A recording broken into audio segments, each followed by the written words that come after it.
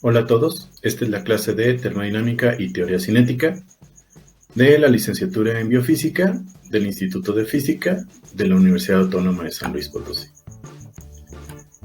En esta ocasión estudiaremos la sesión número 7 de nuestro curso y estudiaremos los efectos de superficie en la formación de nuevas fases. ¿Cuál es el contenido de esta sesión? Bueno, la ecuación de Laplace, la relación de Gibbs-Thomson, el concepto de nucleación homogénea y el problema de nucleación de cristales en gotas. ¿Cuál es el objetivo de nuestra clase? Bueno, queremos considerar aquellas transformaciones de fase en las que el sistema es finito y por lo tanto los efectos de frontera no son despreciables. La energía de interacción de las partículas ubicadas cerca de la frontera difiere de aquella de las partículas ubicadas en el bulto. Y también veremos que la nueva fase se considera formada por dos subsistemas, la superficie y el bulto. ¿Cuál es el mensaje principal que quiero que lleven a casa? Bueno, que el formalismo de sistemas abiertos es capaz de describir los procesos de nucleación de vapor a líquido y de líquido a cristal. Las condiciones de frontera entre las fases son muy importantes y están relacionadas con las diferencias entre las cantidades extensivas de ambas fases y la tensión superficial. En la mayoría de los sistemas reales, las nuevas fases formadas suelen ser finitas y por lo tanto presentan fronteras que no son planas. Este hecho implica que la energía de interacción de las partículas ubicadas cerca de la frontera difiere de aquella de las partículas ubicadas en el bulto. Como consecuencia de esto, la nueva fase se considera formada por dos subsistemas, la superficie y el bulto, y a cada cual corresponde una energía característica. Esta separación introduce correcciones a las expresiones encontradas anteriormente y que se estudiarán en esta sesión. Consideremos un recipiente de volumen B a temperatura constante T, que contiene un vapor a presión PV y volumen VV. Supongamos que este vapor se encuentra en equilibrio con una gota de líquido de radio R, que tiene una presión PL y un volumen VL. El sistema está entonces constituido por dos fases de una misma sustancia, separadas por una superficie curvada de área A, caracterizada por una tensión superficial sigma. Para estudiar las condiciones de equilibrio de este sistema, usemos la energía libre de Helmholtz, definida como F igual a U menos T por S. Nótese que en este caso, debido a la presencia de la tensión superficial, la presión en la gota difiere, en general, de la presión en el vapor. Para este sistema, la primera ley de la termodinámica toma la expresión 3.11. Diferenciando la definición de F y utilizando 3.11, se llega a la ecuación 3.12. Suponiendo que el volumen total V es igual al volumen B más el volumen L, y este es constante, se sigue entonces que la diferencial del volumen B debe ser igual a la diferencial del volumen L. Imponiendo ahora la condición de que la energía libre de Helmholtz es mínima en equilibrio, es decir, que el diferencial de F es igual a 0, entonces la ecuación 3.12 se reescribe como la ecuación 3.13. Considerando por conveniencia que la gota es esférica, su volumen está dado por 4pi r cúbica entre 3 y su área por 4pi r cuadrado, de tal forma que el diferencial de S es igual a 8pi r de R y el diferencial de B es igual a 4pi r cuadrada de R. Por lo tanto, se reduce a 3.14.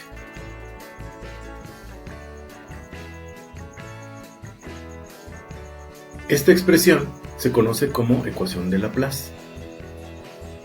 El problema de formación de una gota es muy interesante, debido a la competencia que existe entre la diferencia de presión dentro y fuera, y por otro lado la tensión superficial de la gota.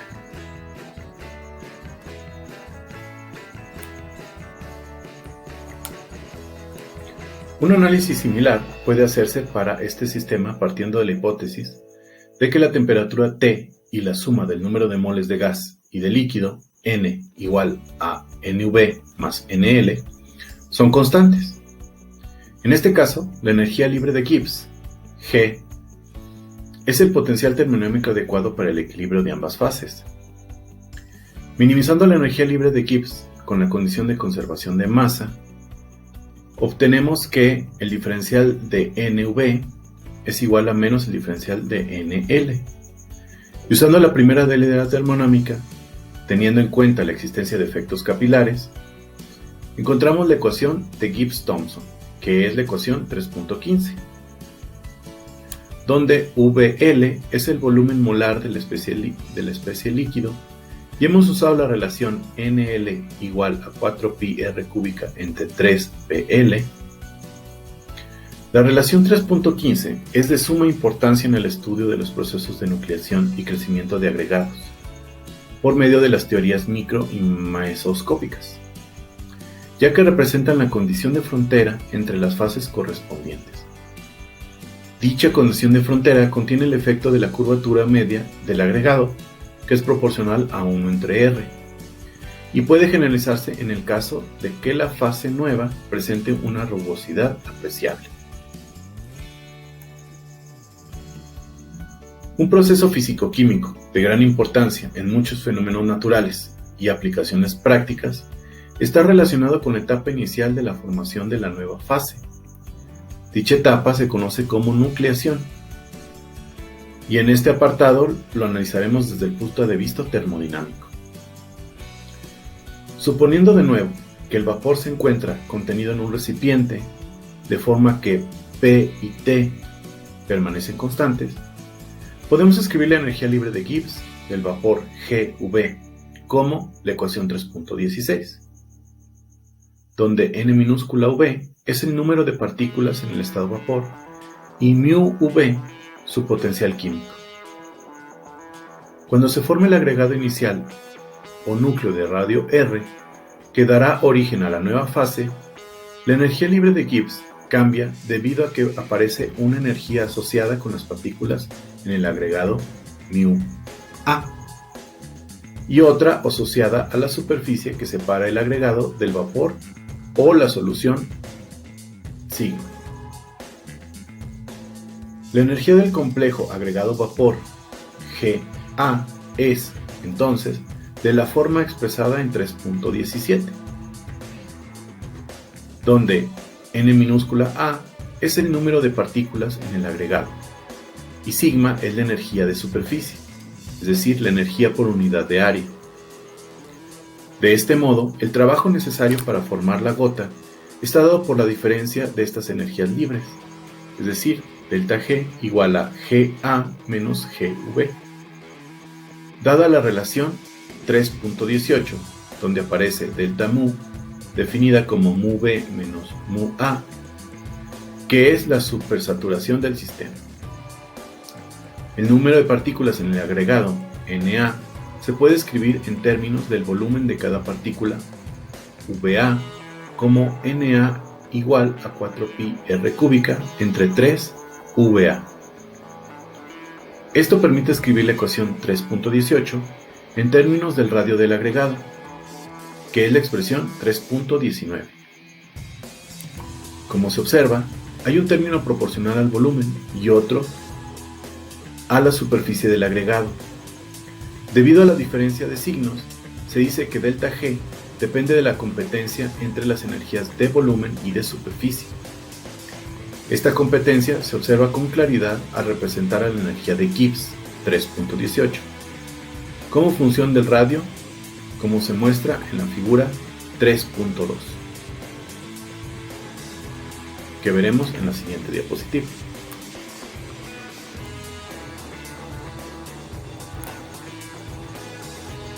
También en la figura 3.2, que veremos más adelante, se muestra la existencia de un máximo en la energía libre cuando delta mu es mayor que 0. La altura y la posición de dicho máximo se pueden calcular a partir de las primeras dos derivadas de delta G, que están dadas por las expresiones 3.20 y 3.21. Ahora, de 3.20 se obtiene que la posición del máximo está de acuerdo a la expresión 3.22.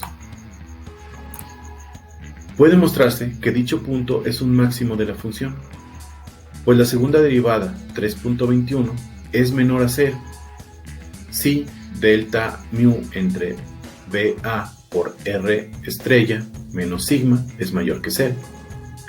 Esto implica que 2 sigma es mayor que sigma, lo cual se cumple siempre. La importancia de haber encontrado el radio máximo R estrella radica en que ahora sabemos cómo es la tendencia de crecimiento del agregado. Esto es, si el radio de un agregado R es menor que el radio crítico R estrella, entonces la tendencia del agregado es a colapsar, ya que la energía libre delta G debe minimizarse. Sin embargo, cuando R es mayor que R estrella, la tendencia del agregado es de crecimiento, asegurando también la minimización de delta G. Si sustituimos 3.22 en 3.19, se obtiene que el valor máximo de la energía libre de Gibbs está dado por la expresión 3.23. El valor de delta G estrella es el tamaño de la barrera de energía libre que se debe sobrepasar para que ocurra la formación del agregado.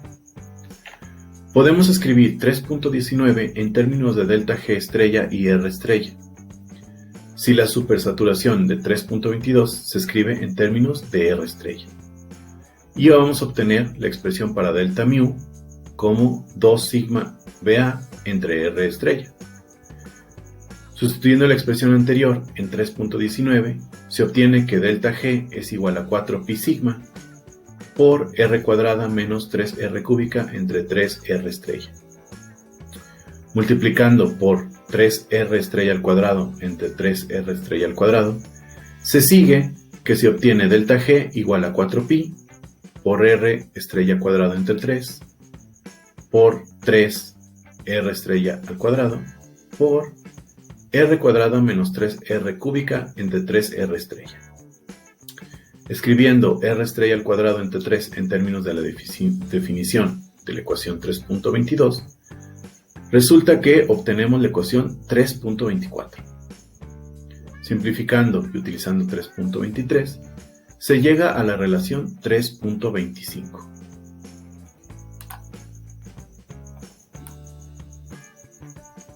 Es importante señalar aquí un aspecto fundamental de la termodinámica, relacionado con la diferencia entre la condición necesaria de aditividad de la energía y la propiedad de extensividad de los sistemas.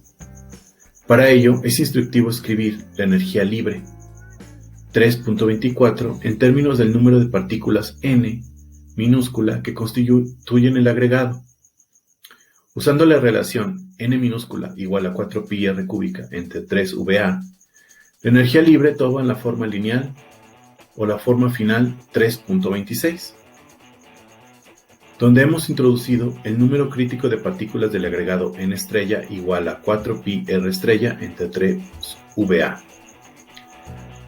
Como se sigue de la ecuación 3.26, un sistema macroscópico finito, es decir, que tiene una frontera bien definida y con energía apreciable, es un sistema termodinámico no extensivo, ya que en general la energía de superficie no es proporcional al número de partículas n, sino a n a la 2/3. Este hecho pone de manifiesto que la condición de aditividad de la energía es necesaria para poder aplicar la termodinámica a cualquier sistema macroscópico, ya sea infinito o finito. Es decir, siempre y cuando la energía libre de un sistema pueda escribirse como la suma de dos o más términos independientes, como en las ecuaciones 3.17 y 3.19, es válido aplicar el formalismo termodinámico, aunque el sistema no sea extensivo. Por el contrario, si la energía libre no puede escribirse como la suma de contribuciones independientes, entonces no es válido aplicar dicho formalismo. La idea general de la discusión previa es la siguiente. Cualquier sistema finito presenta una contribución a su energía libre que proviene de la diferencia de energía de ligadura de las partículas en la superficie con respecto a la energía de ligadura de las partículas en el bulto. Dicha energía de superficie tiene asociadas esencialmente dos contribuciones. La tensión superficial, si es susceptible a deformarse a lo largo de la dirección tangente a la superficie, y la energía de curvatura, si es una superficie comba que puede considerarse como un sólido rígido. Ambas contribuciones son proporcionales al área de superficie.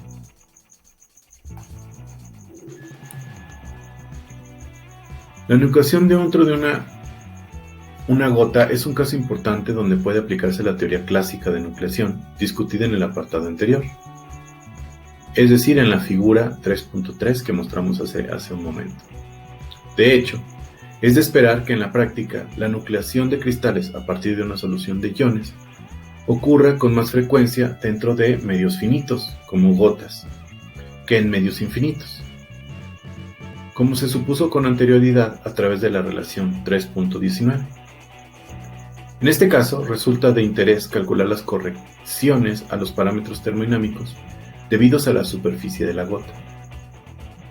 Cuando se dedujo la ecuación de Laplace, es decir, la ecuación 3.14, se mostró que el hecho de que la gota tenga una superficie con un radio de curvatura finito hace que la presión dentro de ella, Pg, sea mayor que la presión en el caso de que la frontera se encuentra infinitamente alejada, es decir, la presión en el infinito. Suponiendo que la gota es aproximadamente esférica, dicho incremento está dado por la relación 3.27, donde sigma g es la tensión superficial de la gota y R mayúscula G su radio. Teniendo en cuenta esta relación, observamos que la energía de la solución antes de que se forme un núcleo cristalino en la gota está dado por la expresión 3.28, donde N minúscula Ag es el número de moles en la solución de la sustancia que cristalizará. Y el potencial químico es una función de la forma expresada en 3.29, donde μ0 y P0 son el potencial químico y la presión de estado estándar, respectivamente. Siguiendo el apartado 3.2.1 que vimos en la sesión anterior, tenemos que la energía de Gibbs del complejo agregado solución tiene la forma 3.30.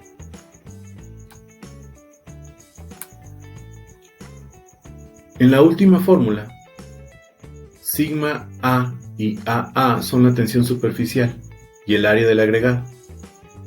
Por lo tanto, el cambio de la energía libre de Gibbs delta G, definido como GA menos GAG, es nuevamente de la forma expresado en 3.31. Ahora podemos escribir la siguiente relación si tenemos en cuenta la ecuación 3.29 y obtenemos 3.32.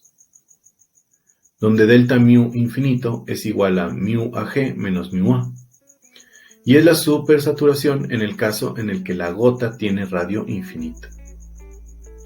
Sustituyendo ahora la ecuación 3.27 en 3.33, se obtiene que la supersaturación dentro de la gota tiene un factor de corrección que depende de la tensión superficial de la gota y de su radio, es decir, la expresión 3.33. El resultado anterior implica, a su vez, que la frontera de la gota incrementa la energía libre de Gibbs de la forma delta G igual a NART logaritmo natural de 1 más 2 sigma G entre RG por la presión infinita. La dependencia de delta mu AG como función del radio para diferentes valores de la tensión superficial se esquematiza en la figura 3.2 que vimos en diapositivas anteriores. La tendencia es que la supersaturación se incrementa abruptamente conforme el radio de la gota se reduce. En la práctica, se observan aumentos significativos para gotas con radios nanométricos. Estos resultados pueden ser de utilidad cuando se estudia la cristalización de gotas en la atmósfera. Debe notarse que en el caso general puede haber otros mecanismos que incrementen la formación del núcleo.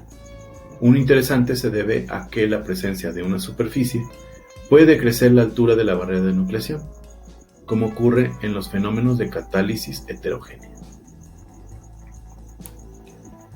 Con esto terminamos nuestra sesión en esta ocasión. Entonces déjenme hacer un resumen de los puntos más importantes de esta sesión. El primero es que en el proceso de formación de una gota existe una competencia entre la diferencia de presión dentro y fuera y por otro lado la tensión superficial.